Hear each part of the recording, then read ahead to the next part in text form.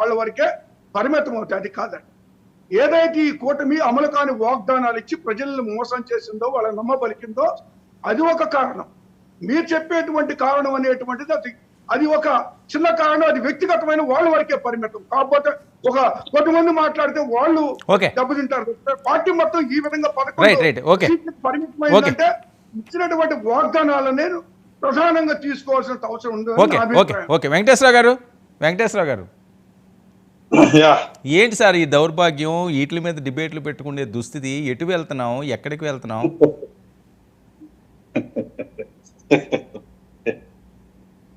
ముందుగా వరపు గారు మీకు, అలానే పెద్దల గఫూర్ గారికి, రాజశేఖర్ గారికి, మాణిక్యరావుకి అందరికి కూడా శుభ సాయంత్రం. నిజంగా ఆంధ్ర రాష్ట్రం దౌర్భాగ్యమే అనుకోవాలి, ఖచ్చితంగా దౌర్భాగ్యం అనుకోవాలి. ఆంధ్ర రాష్ట్రం దౌర్భాగ్యం బికాజ్ ఆఫ్ ఈ రకమైనటువంటి రాజకీయ నాయకులు ఉన్నందుకు. దౌర్భాగ్యం ఎందుకంటే ఇలాంటి రాజకీయ నాయకులు ఉన్నందుకు. ఆంధ్రప్రదేశ్ లో చాలా గొప్ప గొప్ప నాయకులు ఉన్నటువంటి రోజుల నుంచి, చాలా గొప్ప నాయకులు అండి, దేశానికి మోడల్ గా ఉన్నటువంటి రాజకీయ నాయకులు పుట్టినటువంటి ఈ ఆంధ్ర రాష్ట్ర గడ్డ మీద ఇవాళ తయారైనటువంటి రాజకీయ నాయకులు చెప్పుకుంటున్నారు చూడండి. ఎప్పుడు కూడా రాజకీయ నాయకులు కాదు, చెప్పుకోవటం వరకే. ఏ దెమ్సెల్ఫ్ క్లెయిమ్ మేమేదో రాజకీయ నాయకులు మేము ఉద్ధరించేస్తాము అని చెప్పి ఎప్పుడైతే ఈ వస్తుంది. కానీ అలాంటి బ్యాచ్ తయారైన తర్వాత నిజంగా ఆంధ్ర రాష్ట్ర దౌర్భాగ్యం ఇది. ఇవాళ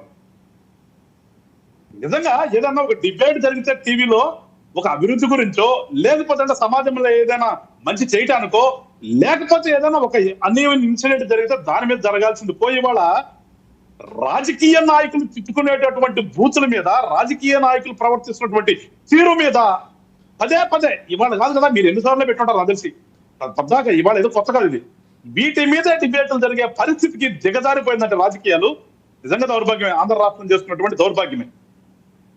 ఇక వస్తే పార్టీల పరంగా వచ్చాం కాబట్టి, పార్టీ పరంగా మాట్లాడాలి కాబట్టి రాజశేఖర్ గారు కోడ్ చేశారు. ఖచ్చితంగా గతం గురించి కూడా మాట్లాడాలి, వర్తమానమే కాదు గతం గురించి కూడా మాట్లాడాలి. గతంలో చేసినటువంటి వల్ల ఇవాళ వచ్చింది అని చెప్పేసి మాట్లాడేటప్పుడు ఒక్కసారి రాజశేఖర్ గారు ఆత్మ వంచన ఏమంటారు, ఆత్మ విమర్శ చేసుకోవాలి. ఎప్పుడు స్టార్ట్ అయింది ఈ సంస్కృతి, ఎక్కడి నుంచి స్టార్ట్ అయింది అనేది ఒకసారి నిజంగా గుండెల మీద చేయబెట్టుకుని రాజశేఖర్ గారు మాట్లాడితే నేను కూడా రియాక్ట్ కాను. ఎక్కడ మొదలైంది? పవన్ కళ్యాణ్ గారు కొడక్క అని అనలేదా అని చెప్తున్నారు. దానికి ముందు ఎక్కడ స్టార్ట్ అయిందండి? పవన్ కళ్యాణ్ గారు అన్న మాటను చెప్పినటువంటి రాజశేఖర్ గారు ఆ పరిస్థితి ఎందుకు వచ్చిందో కూడా, ఆ పరిస్థితి దేనికి వచ్చింది, ఎక్కడి నుంచి వచ్చింది? మీ నాయకులు మాట్లాడినటువంటి మాటలన్నీ మీకు గుర్తు మర్చిపోయారు మీరంతా. మీరు మాట్లాడిన తర్వాత కదా సాక్షాత్తు ఒక ఎమ్మెల్యే ఒక పక్కన ఎంపీని పెట్టుకుని కాకినాడ వీధుల్లో పబ్లిక్ మీటింగ్ లో ఒక ప్రచార రథం మీద కూర్చుని ఆ చంద్రశేఖర్ రెడ్డి ఆ రోజున లకారాలు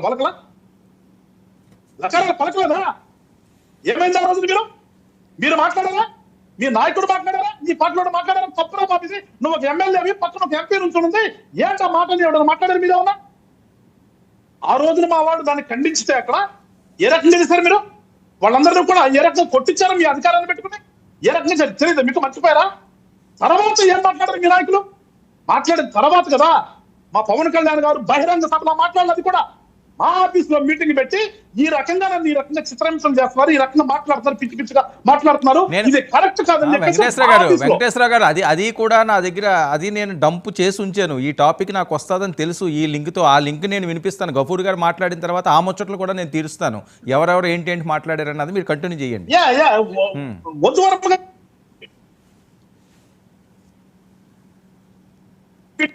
కోరుకుంటా, ప్రజలు తెలుసు, అందరూ చూసాం. అది కూడా అసలు కానీ నేను అంటే ఎందుకంటే గతం గురించి మాట్లాడాలని చెప్పేసి పవన్ కళ్యాణ్ గారు మాట్లాడిన మాటల్ని రాజశేఖర్ గారు కోడ్ చేశారు కాబట్టి దానికి గుర్తు చేస్తున్నానికి ఏమైపోయారండి? ఇందాక మాట్లాడారు మీరు ఈ పిచ్చి కుక్కలని ఇలా ఎవడో. వాస్తవానికి నేనైతే ఇలా ఒకటి ఏంటంటే బై గాడ్ గ్రేస్ నేనైతే ఈ పిచ్చి బాట్లు, ఈ పిచ్చి వీడియోలు, ఈ పిచ్చి వాట్సాప్ నేనైతే చూడండి. నాకు ఎవరైనా ఫోన్ చేసి అట్లా జరిగిందని చెప్తే నేనైతే అటు జోలికి పోను. నేను వాట్సాప్ వాడటం తక్కువ, ఈ ఫేస్బుక్ అంటే నాకు అసలే తెలియదు. నేనైతే వాడు ఏం మాట్లాడాడు నేను ఇప్పుడు కూడా ఇంకా ఇలా ఇవాళ మీరు చెప్పే కిరణ్ వాడు ఏం మాట్లాడాడు ఖచ్చితంగా అది కనుక సభ్య సమాజం తలదించుకునేదైతే వాడిని ఖచ్చితంగా శిక్ష పడాల్సిందే. సభ్య సమాజం తలదించుకోవడం కాదండి, అసలు వాడు ఏం చేసినా పాపం లేదన్నట్టు ఉంటది. వాటిని మనిషిగా మనం ట్రీట్ చేస్తారు. దయచేసి చెప్తాం, నేనైతే వెళ్ళలేదు కాబట్టి వదిలేస్తాం దాని గురించి. అసలు ఆల్రెడీ అరెస్ట్ చేశారు, వాడిని లోపల పడేశారు, వదిలేద్దాం. కానీ రాజశేఖర్ గారు ఈ పిచ్చి కుక్క పిచ్చి భాష మాట్లాడాడు, వీడు శిరచ్ఛేదన చేయాలని మాట్లాడే ముందు గతంలో మీ పిచ్చి కుక్కల గురించి ఏంటి, ఓరుగడ్డ అనిల్ కుమార్ అనేవాడు మాట్లాడే మాటలు మీరు వినలేదా రాజశేఖర్ గారు? మీ జగన్మోహన్ రెడ్డి గారు వినలేదా? లేదంటే మీ పార్టీలో ఉన్నటువంటి సంచలన రామకృష్ణారెడ్డి వినలేదా? లేకపోతే వైఎస్ భారతి గారు వినలేదా? ఎవరు వినలేదు మీ పార్టీలో? మీరు అందరూ మాట్లాడతారని వాళ్ళు చెప్తాడు కదా. సజ్జల రామకృష్ణారెడ్డి చెప్తే నేను మాట్లాడాను, వైఎస్ భారతి గారు చెప్తే నేను మాట్లాడాలని ఆ పిచ్చి కుక్క అనేవాడు బోరుగడ్డ నీళ్ళు మాట్లాడుతున్నాడు కదా మనం.